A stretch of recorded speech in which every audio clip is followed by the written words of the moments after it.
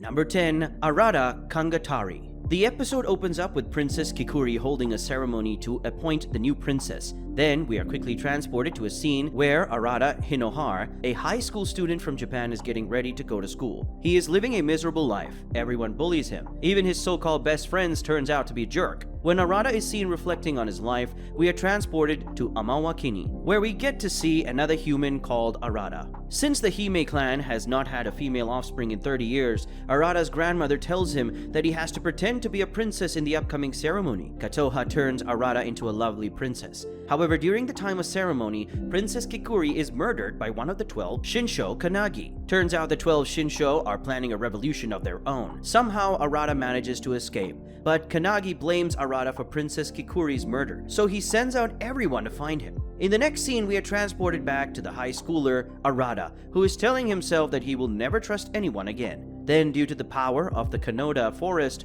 high schooler Arata and Amawakini Arata's lives get switched. After knowing that the person in Amawakini is not her actual grandson Arata, she tells the schoolboy that he cannot go back. Suddenly, Kanagi shows up at the place and attempts to hurt Katoha. When Arata sees how willing she is to die for her master Arata, he immediately shows up to rescue her. Kanagi tries to attack Arata, but he uses the Hayagami to dodge the attack. Kanagi tells him that only the chosen one can wield the Hayagami, and since the Arata from Japan can, means there is a connection. When Arata says appear while holding the Hayagami, a red ball of flame surrounds him. Number 9. Entride. Shun leads a rather secure existence with a mother who is semi-retired from archaeology and a father who appears to own his own research enterprise. But one day, specifically his father's birthday, he vows he won't allow his father to miss another family dinner and will bring him home. However, as a result of his father's idiotic decision to let his son have access to pretty much every security code in addition to his office, his son's fascination took hold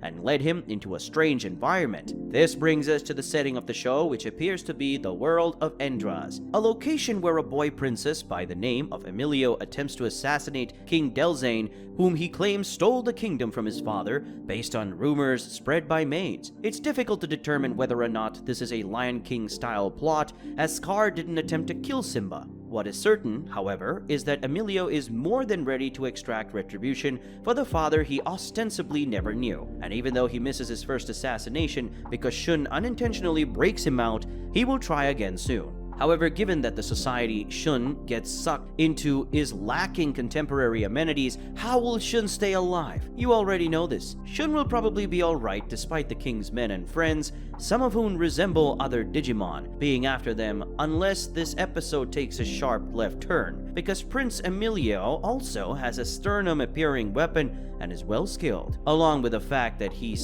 fortunately has a legendary weapon and is simple to use. You know he'll be okay. Number 8.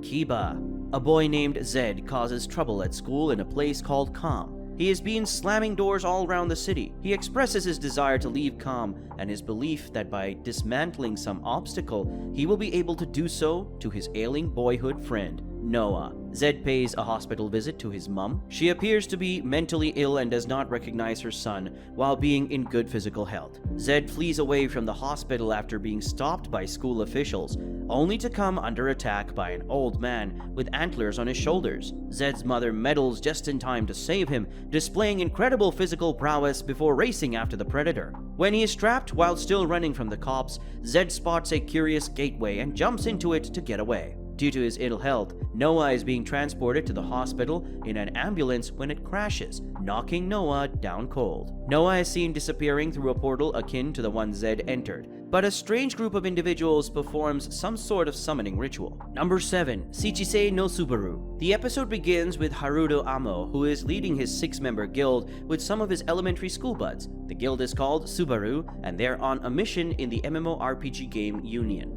The group then decides to go fight a monster that's never been defeated, and as they leave Subaru's base, they exclaim how unbeatable they are and how they'll always play together. Later in the game, Asahi Kuga is killed while defending Haruto, then facing the dungeon boss. The game is then terminated once Asahi passes away in the real world from heart failure. Only invited players are permitted to participate in the game when it is revived 6 years later under the name Reunion. One of the invited players, Haruto, is shocked to discover Asahi dozing off within a chest of treasure after clearing out a dungeon. Number 6. Isekai no Seikishi Monogatari. A masked figure commands Lashara Earth, the emperor of the Shiryu Empire, to be killed so that Kenshi Masaki, a 15-year-old kid in possession of the white sacred mechanoid, can travel to his world. Even with Wahan Shumei's help, Chiaya Flan, Lashara's protector, loses to Kenshi's might utterly while controlling her sacred mechanoid. Kenshi is kidnapped and imprisoned when he decides not to kill the princess. All the women who are being imprisoned are shocked by what male holy mecha master Kenshi has been able to accomplish up until Doll saves him and returns him. The leader makes the decision to get rid of him, but Kenshi easily defeats his goons with his martial arts and flees. When he goes back to Lashara with the help of Aura Shurifon, he contracts the febrile ailment Rodeshiatore, for which Ulte predicts that he will pass away within the next 6 hours if left untreated. When Doll attacks Aura as she and Messiah are searching for some Trium plants, Aura effortlessly overcomes her until she utilizes the Dark Elf Field to throw Doll out. Following Kenshi's recovery from his illness, the swan travels to the Holy Land. Number 5. Drifters. The episode begins with the Battle of Sekigaha, where Shimazu Toyohisa is seen in action. While making his last stand, Toyohisa tells Shimazu Yoshira, the Western Army general, to back to Satsuma. Then Toyohisa shoots Naomasa, the Eastern Army general, making him fall from his horse. On his way back to Satsuma, Toyohisa is transported to another world, where 2 elves, Marsha and Mark, find him. The elves identify him as a drifter, and then take him to the abandoned castle. Another drifter named Nasu Sukitaka Yoichi comes into the scene and grabs a hold of the situation. He realizes that Toyohisa is from Japan and is badly injured. He and Oda Nobunaga tend to his injuries. After waking up and noticing Nobunaga next to him, Toyohisa wakes up and sees the Moko crest and starts to wonder if Nobunaga is a member of the Oda clan. And to his surprise, Nobunaga is Oda himself. When Toyohisa informs Nobunaga that he's been dead for more than 18 years, Nobunaga is shocked because it has just been 6 months since the Honjo attack and his transference to this realm. Toyohisa yells that Yoichi is lying because he's from 400 years ago from the Genpei War, and he begins to laugh at them for having argued for a few years. Yoichi then identifies himself as Nasu Sukitaka Yoichi. When Toyohisa tells them about the clan, they both seem clueless.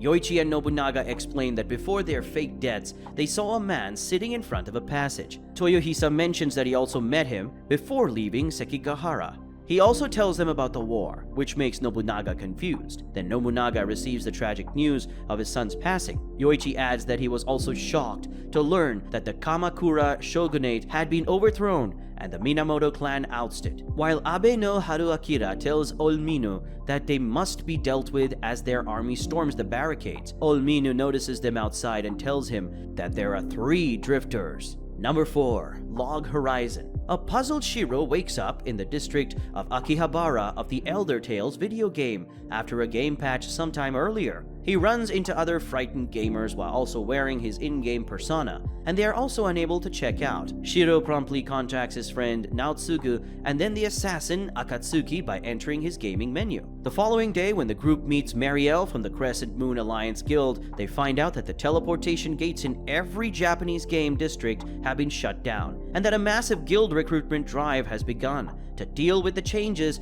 that came on by the most recent Nova Spear Pioneers upgrade. Shiro and his friends then talk about what might happen if they die in-game before entering the Archive Tower forests, where a group of Breer Weasels ambushes them. After some initial difficulty, they eventually succeed in defeating the ambush by physically attacking rather than relying on their pre-programmed attack commands. A strange figure is seen in another location as a female named Serara, who is being pursued by 2 players, calls Marielle in a panic. Number 3. Youjo Senki. Victoria keeps a diary on life on the Rhine front while she's there. She introduces Tanya first and remarks on how brilliant and young Tanya is. She started a dialogue with Tanya as a result of this. When Tanya interrogated her about the motivation behind her decision to volunteer for the rescue effort, Victoria frantically retorted that it was preferable to sacrifice her life in the service of the Empire. Tanya's simple statement that she is dependent on her satisfied the woman. Victoria becomes confused by this and believes Tanya to be an angel, since she quickly recalls telling Harold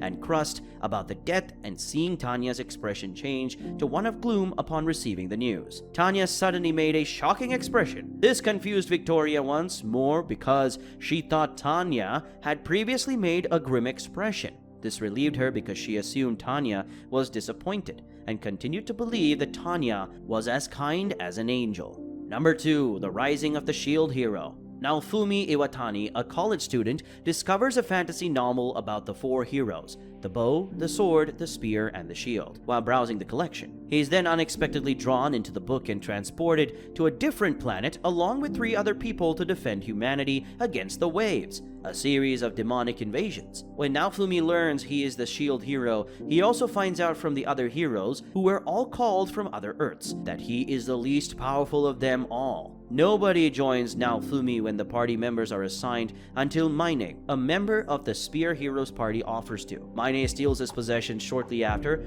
As a result of everyone ignoring Naofumi's denials, he is cast out and is only shown compassion by Erhard, the weaponsmith who recognizes his innocence. Naofumi, who is frustrated and furious, starts scouring the globe for resources and learns how to use them to enhance his shield. After repealing some theft attempts, he learns that he lacks the strength or expertise necessary to advance. Pelokaz, a slave merchant, approaches Naofumi, who is then taken to a slave market where a slave can earn experience points and fight for him. Naofumi discovers a demi-human slave girl, whimpering in a cage in the room's corner. Number 1. The Devil is a Part-Timer. Lucifer, Adramelech, Malakoda, and Alciel are the Dark Lord Satan's 4 generals in a world where magic exists, and they are on a campaign to transfer the human population to their domain of darkness. But soon after, a valiant hero appears to lead the human forces in the battle against the dark forces, driving them back to their fortress. Here, with guidance from Alciel, Satan engages the hero in combat but ultimately concedes defeat.